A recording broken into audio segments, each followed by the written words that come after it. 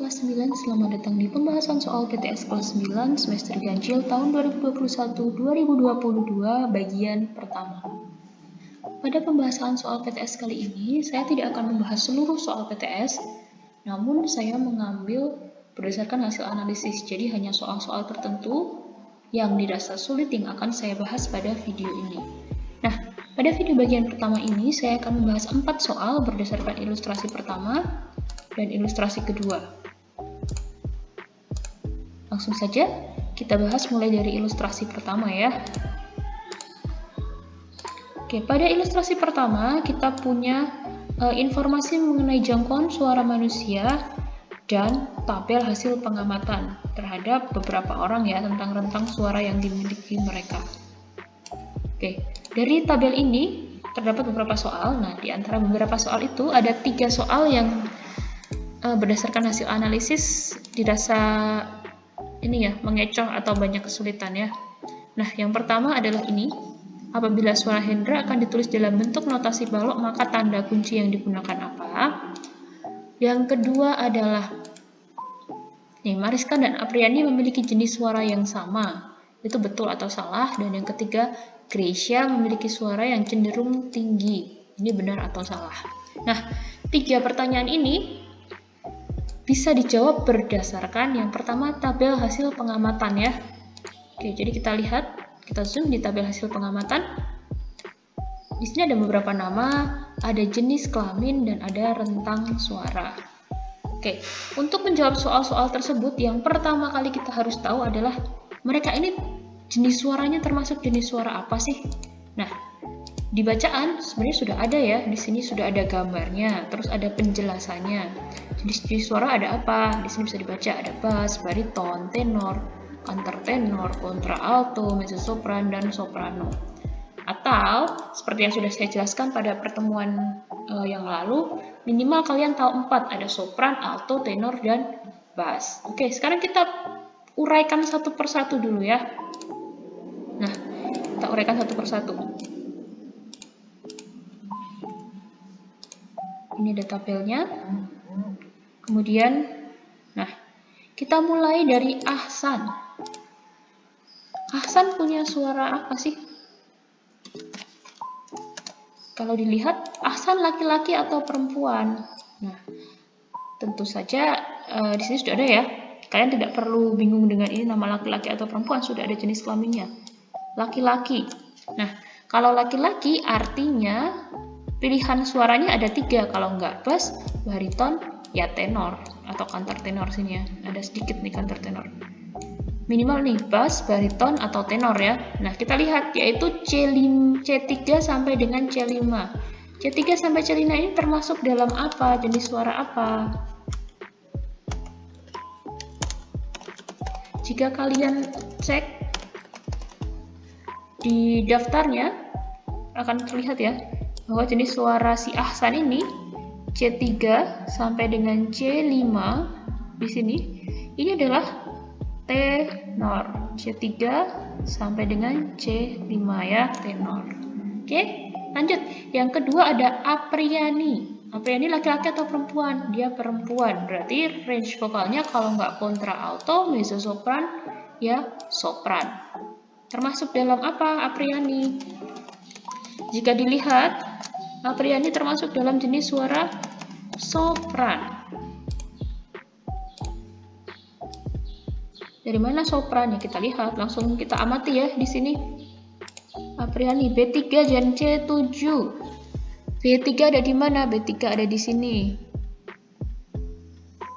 Terus setelah itu C7, B3, C7 sini. Nah, dia jauh sekali jangkauan suaranya. B3 ya.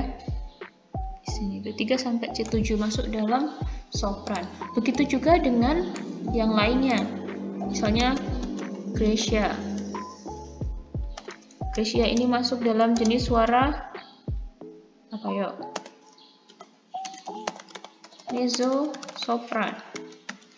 Mezzosopran ini apa? Dia suara yang berada di antara tenor dan di antara alto dan Soprannya karena ini perempuannya. Saya kelompokkan berdasarkan jenis kelamin ya di sini. Gracia, Apriani. Terus ada lagi di bawahnya ada Hendra. Hendra suaranya termasuk jenis suara bass. Nanti kalian cocokkan sendiri. Kemudian Jonathan. Jonathan ini termasuk jenis suara tenor. Terakhir ada Mariska. Sopran. Nah, kita sekarang sudah mendapatkan masing-masing jenis suaranya ya. Ada Ahsan, ada Jonathan, ada Hendra. Nah, kalau sudah begini kita bisa menjawab soal-soalnya. Dimulai dari sini. Nah, apabila suara Hendra akan ditulis dalam bentuk rotasi balok, maka tanda kunci yang digunakan adalah, di sini kita bisa lihat, tadi suaranya Hendra termasuk jenis suara apa? Suara bass ya. Nah, suaranya Hendra adalah suara bass. Maka tanda kunci yang dipakai yang mana? Nih, suaranya Hendra termasuk suara bass. Yang dipakai yang mana? Ayo diingat-ingat di pramateri awal. Ini namanya kunci apa? Ini namanya kunci G atau kunci treble. Ini dipakai untuk menyatakan nada-nada tinggi. Lanjut, yang B. Nah, ini namanya kunci bass. Namanya aja bass ya, untuk menyatakan nada-nada rendah. Dan C, ini kunci alto. Kenapa disebut kunci alto? Ya, dia ada di tengah-tengah ya, untuk menyatakan nada-nada di antara bass dan treble.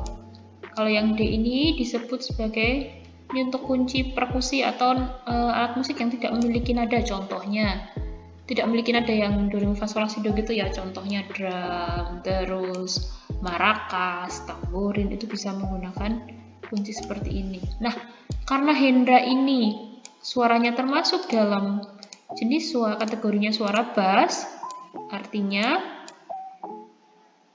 tanda kunci kalau mau ditulis pakai not balok ya Hendra menggunakan ini. Karena ini untuk apa? Tanda kunci ini dipakai untuk menyatakan suara-suara yang cenderung rendah atau bass ya. Namanya juga ini kunci bass atau kunci F. Oke, kita lanjutkan ke soal selanjutnya. Nah, di sini kita bisa langsung cek dong nih. Mariska dan Apriani memiliki jenis suara yang sama. Mariska dan Apriani ya. Kita cek di sini. Apakah Mariska dan Apriani jenis suaranya sama? Sudah kelihatan ya. Mariska dan Apriani sama-sama suaranya sopran. Jadi mereka memiliki jenis suara yang sama. Mudah ya jawabnya. Jadi yang pertama kali harus kalian lakukan adalah mencari tahu mereka ini jenis suaranya apa sih. Ini sama ya, Mariska dan Apriani. Berarti pernyataan ini bernilai benar. Sama-sama sopran. Terakhir, Gracia memiliki suara yang cenderung tinggi. Pernyataan tersebut bernilai. Nah, ini kita kembali lagi ke prinsip awal, sopran, alto, tenor, bass. Diingat-ingat ya. Sopran itu untuk suara perempuan yang cenderung tinggi. Kalau alto, perempuan yang cenderung rendah. Kemudian kalau tenor itu laki-laki tinggi dan bass laki-laki yang cenderung rendah. Nah, si Gracia ini laki-laki atau perempuan? Di sini kita lihat ya, perempuan. Kita cek ke depan lagi. Gracia perempuan. Di sini tulisannya apa? Mezzo sopran. Artinya dia tidak terlalu tinggi suaranya. Ada di tengah-tengah ya. Mezzo sopran. Tidak terlalu tinggi juga tidak terlalu rendah. Jadi pernyataan ini bernilai apa? Nah, karena Gracia itu suaranya mezzo sopran, artinya dia bukan sopran ya, tidak cenderung tinggi tapi ada di tengah-tengah, maka pernyataan ini bernilai kurang tepat ya. Atau kita jawab kalau di sini salah karena belum tepat ya. Gracia suaranya mezzo sopran. Oke, lanjut ke soal selanjutnya. Ini dia soal selanjutnya. Ada gambar di sini. Ini soalnya sebenarnya cukup mudah karena di IPA juga sudah diajarkan ya. Posisi diafragma itu ada di mana sih? Nah, kita harus jeli nih. Bagian A ini menunjukkan apa sih dari sini sampai sini? Ini menunjukkan kepala ya. Jadi jelas bukan diafragma. Kemudian bagian B. Ini menunjukkan apa ini? B itu menunjukkan rongga dada ya, tempat paru-paru berada. Selanjutnya di bagian C. Ini apa ya, C? Nah, C ini adalah tempat diafragma berada. Yuk dicek lagi yuk di organ-organ pernafasan di buku IPA. Ada nih pasti ya. Yang terakhir D, kalau D ini menunjukkan apa? D itu menunjukkan rongga perut.